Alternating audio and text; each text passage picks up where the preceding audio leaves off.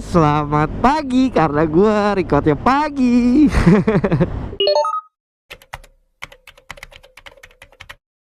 Ya, jadi kali ini kita riding again. Kita gak mori banget sih itu karena sekarang tuh jam 9.30. Riding pagi yang gak pagi-pagi amat lah ya. Jadi kali ini gue tuh mau ke Samsat. Karena kan gue pengen sedikit cerita aja sih ini ya, sedikit berbagi pengalaman buat kalian yang mungkin lagi senasib nih sama gue. Gue kan udah jarang riding nih. Dan kemarin itu gue jemin lah ini motor. Dan ternyata harus sekitar 15-30 menit lah, gue nggak tahu lah itu ya. Dan ternyata STNK-nya hilang. Ya jadi karena STNK-nya hilang itu gue tunggu dulu sekitar kayak semingguan, pengen tahu dulu nih, siapa tahu ada yang menemukan gitu kan, mereka mengembalikan dengan baik hati. Tapi ternyata tidak dikembalikan, nggak ada yang mengembalikan. Bukan tidak ada yang mengembalikan sih, karena kan belum tentu juga itu ketemu sama orang, atau mungkin nggak tahu lah gimana, intinya itu STNK nggak ada.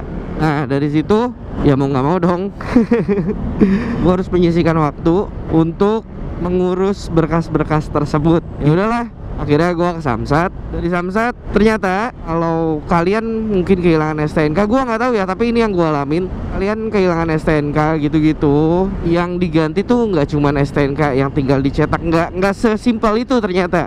Akhirnya udah konsultasi ke bagian duplikat STNK waktu itu kalau nggak salah, dan disarankan katanya gue ganti nopol, karena kalau misalnya pakai nopol tersebut karena STNK-nya hilang, takutnya nantinya disalahgunakan katanya.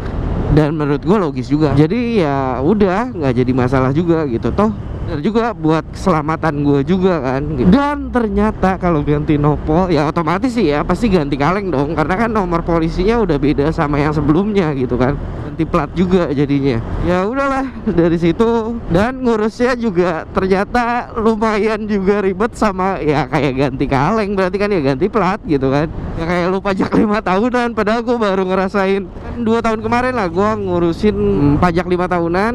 Ya udah nggak masalah, mau gimana lagi kan. Daripada motor gua nggak ada surat-suratnya gitu. Yang di awal itu emang gua dapat form-form kayak gitulah ya, gua dapat berkas-berkas form-form yang harus diisi, gua isi. Udah gitu ya kayak biasa lah, kalau kalian mungkin udah pernah ngerasain yang namanya ganti kaleng atau pajak 5 tahunan gitu kan. Dicek fisik dulu kendaraannya sesuai atau enggak, udah gitu. Enggak deh, ini lebih ribet. Karena apa? Yang pertama, karena memang udah jelas kan kehilangan STNK gitu kan. Kalian harus ngurus surat kehilangan dulu. Pertama, nopol yang kalian pakai yang di STNK kehilangan itu posisi nggak kena tilang. Udah gitu ke res gakum gitulah, gua nggak tahu, lupa gua namanya. Yang pasti itu beda, kalau di Bogor itu beda, Lakalantas gitulah ya. Udah bikin surat keterangan di situ. Satu lagi gue bikin surat pernyataan kalau gue mau ganti nopol gitulah ya. Setelah itu nunggunya sih nggak terlalu lama lah ya. STNK sudah jadi, tinggal gue antri buat ambil plat nomornya. Ambil plat nomor juga gak lama sih ya. Dan waktu itu ada kesalahan cetak juga PR-nya, dan gue itu cuman gue doang. Coba, aduh kata gue, ini cobaannya kenapa bertubi-tubi sih gitu kan. Beres dari situ, nggak cuman sampai situ doang, udah beres harusnya kan ya.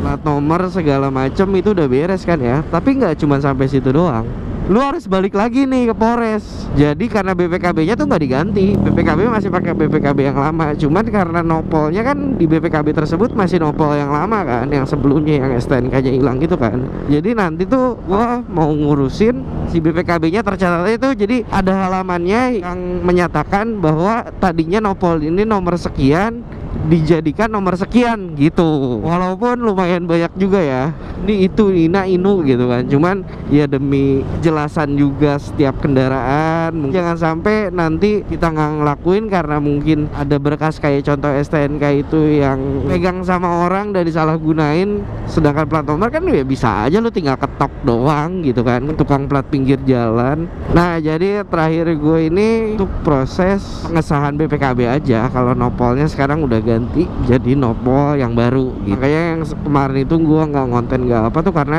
udah capek duluan guys. Udah kayak ya udahlah nanti aja lah ya. Jadi gue juga tahu prosesnya. Kalau prosesnya udah lengkap Jadi kan gue juga bisa nge-share nih ke kalian, siapa tahu, tapi jangan sampai gitu kan kalian bernasib seperti gue, karena memang pertama nguras tenaga, nguras uang juga.